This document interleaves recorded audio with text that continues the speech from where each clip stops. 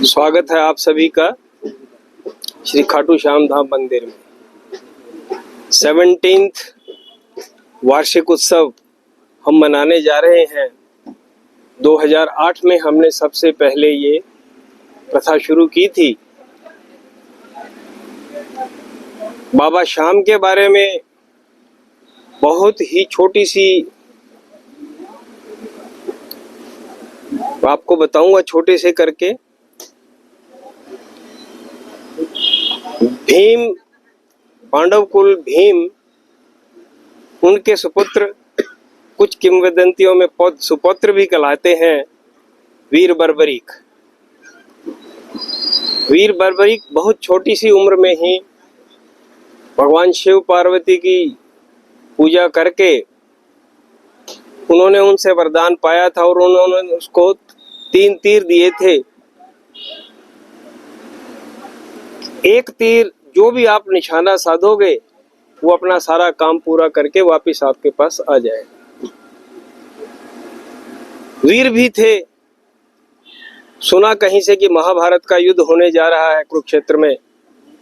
मन ललचा गया, अपनी माँ से बोले कि मैं वो युद्ध देखना चाहता हूँ। माँ ने कहा कि तू बहुत छोटा बच्चा है, वहां तो बहुत बड़े बड़े लोग जा रहे हैं, बहुत महारथी लोग जा रहे हैं, द्रोणाचार्य, कृपाचार्य, ये सब लोग जा रहे हैं, तू वहां पे क्या करेगा? नहीं माँ, मैंने तो देखना है। तो माँ अपने बच्चे की जिद के आगे झुक गई और माता ने बच्चे को जाने की इजाजत दे दी। जाने से पहले उन्होंने उनसे एक प्रण लिया कि तुम किसके साथ लड़ोगे? तो वीर बर्बरीक ने बोला, माता, मैं जो हारेगा मैं उसके साथ लड़ूंगा। यह प्रण देकर के वो अपनी माँ को कह करके और वो युद्ध भूमि की तरफ चले गए। नीले घोड़े पे चढ़ के वो जा रहे थे। भगवान कृष्ण ने दूर से देखा कि एक बहादुर बालक आ रहा है। पता तो उन सबको, भगवान कृष्ण को सब कुछ था, वो तो अंतर्यामी थे। तो उन्होंने अपनी माया रचनी थी, वो माया रची और उन्होंने एक ब्राह्मण का रूप लेकर उस बालक को रोक लिया। बेटा कहाँ जा रहे हो? कि महाभारत का युद्ध देखने जा रहा हूँ। सुना है ऐसा युद्ध ना आज तक हुआ, ना ऐसा आगे कभी होगा, तो मैं उसका साक्षी बनना चाहता हूँ। बहुत छोटा बच्चा है तू तो उनके पाँवों के नीचे ही दब के रह जाएगा बेटा। नहीं, ऐसा नहीं है भगवान। तो तेरे पे अस्त्र शस्त्र कुछ है नहीं, 3 तीर लेकर के तू चल पड़ा। वहां तो कितने ही अस्त्र शस्त्र हैं, उसमें कहाँ तेरा पार पड़ेगा? पता नहीं, मेरे पास जो तीर हैं वो काफी हैं, एक ही काफी है। कृष्ण बोले कि भाई ये तू प्रूव कैसे करेगा? तो जैसा आप चाहते हो मैं वैसे प्रूव कर दूंगा। कि तुमने कहा कि मैं जो निशाना साधूंगा एक तीर से वो सारे निशानों को पूरा कर देगा। तो मैं आपको एक ये पेड़ दिखा रहा हूं, इस पेड़ के पत्तों को एक तीर से छेद दो तो मैं मानूंगा कहाँ तुम्हारी जो बात है वो सही है। बहुत छोटी सी बात है, मैं अभी कर देता हूँ। जब वो तीर साधने लगे तो इस दौरान भगवान कृष्ण ने एक पत्ता तोड़ के अपने पांव के तले दबा लिया और वीर बालक ने वो तीर छोड़ दिया। तीर छोड़ा, सारे पत्तों को छेदता हुआ भगवान के पांव की तरफ आया। वो प्रभु को कहने लगे, पर प्रभु आप अपना पांव हटा लीजिए, नहीं तो ये आपको चीर के जाएगा। तो कृष्ण को विश्वास हो गया। विश्वास क्या हो गया? दिखाने के लिए विश्वास होगा, अदरवाइज तो उनको पता था। तो कहने लगे, यदि तुम वीर हो तो दानी भी होंगे। हाँ? जो भी आप चाहोगे वो मैं आपको दान में दूंगा। कहने लगे, तो यहाँ पे इस भूमि को युद्ध शुरू करने से पहले एक वीर बलि की जरूरत है और उसके लिए एलिजिबल जो है हम 3 हैं, या मैं खुद हूं कृष्ण, या अर्जुन, या आप। यदि मैं यदि बलिदान देता हूं, युद्ध कराएगा कौन? अर्जुन देते हैं तो युद्ध करेगा कौन? अब एक तुम ही रह जाते हो जो इसके लिए एलिजिबल हो। कहने लगे, भगवान मैं शीश दे दूंगा, मुझे कोई प्रॉब्लम नहीं है, ये मेरा सौभाग्य होगा, परंतु मैं ये युद्ध देखने की लालसा रखता था। ये महाभारत मैं ये देखने की मेरी इच्छा थी तब भगवान कृष्ण बोले कि ये इच्छा मैं पूरी करूंगा, ये मेरा तुमसे प्रण है कि मैं आपकी ये इच्छा पूरी करूंगा। और तो ये बात सुनी तो कहने लगे फिर मुझे कोई प्रॉब्लम नहीं। उन्होंने शीश काट करके भगवान को दे दिया। तभी शीश के दानी कहलाते हैं मेरे श्याम, और ये शीश की ही पूजा होती है।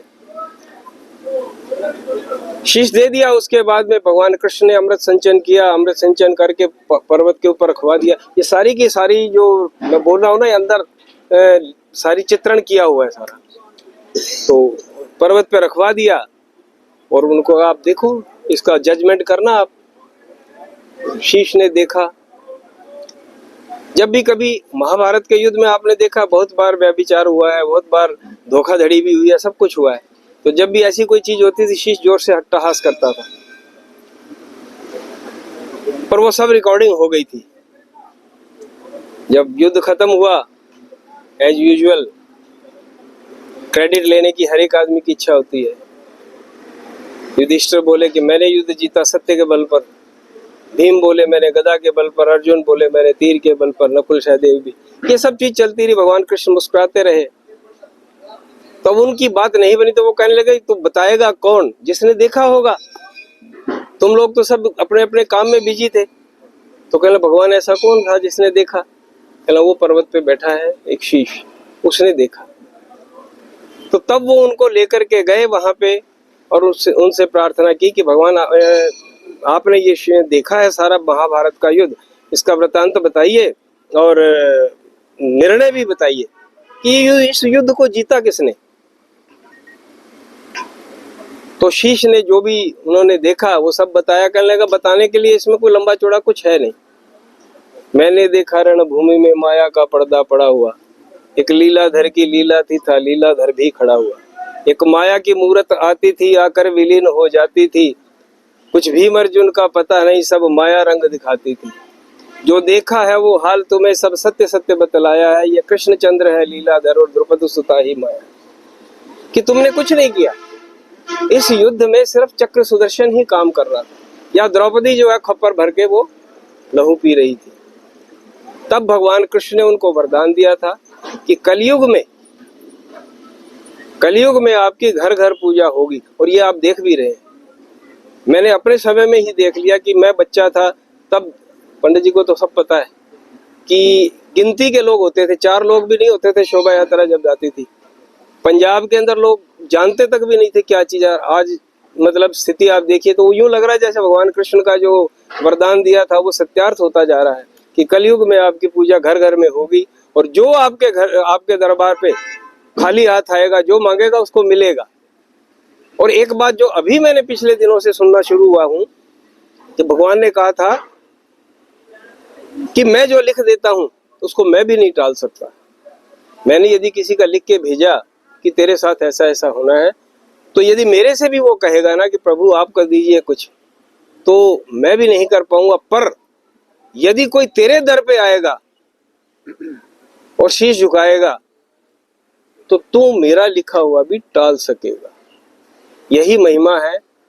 इसी कारण से आज खाटू धाम में देखिए, हम फाल्गुन शुक्ला द्वादशी को जाया करते थे तो भी बड़ी मस्ती से जाया करते। मैं इनके साथ में एक बार गया था जब बच्चा था, तो क्रिकेट भी खेलते फिरे थे, समझिए ना। और आज साधारण दिन में भी आपको वहां पे एक घबराहट सी हो जाती है, मैं दर्शन कैसे करूं, मतलब रोज ही कुंभ रहता है वहां पे। तो ये स्थिति है जगह जगह, गली गली, मोहल्ले मोहल्ले। आज सिरसा के अंदर ही मेरे ख्याल में 10-12 मंदिर श्याम बाबा के बारे।